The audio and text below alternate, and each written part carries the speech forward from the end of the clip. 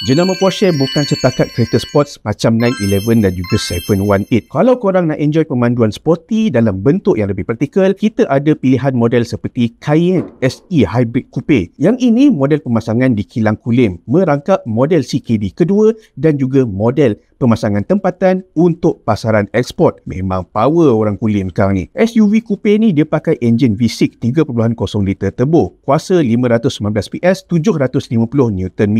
0 ke 100 dalam masa 4.7 saat sahaja. Jadi kalau duduk sebelah 911 pun taklah rasa malu sangat. Yang lagi best, dia ada pack bateri 26 kWh. Jadi boleh pandu tanpa setitik petrol sampai 90 km.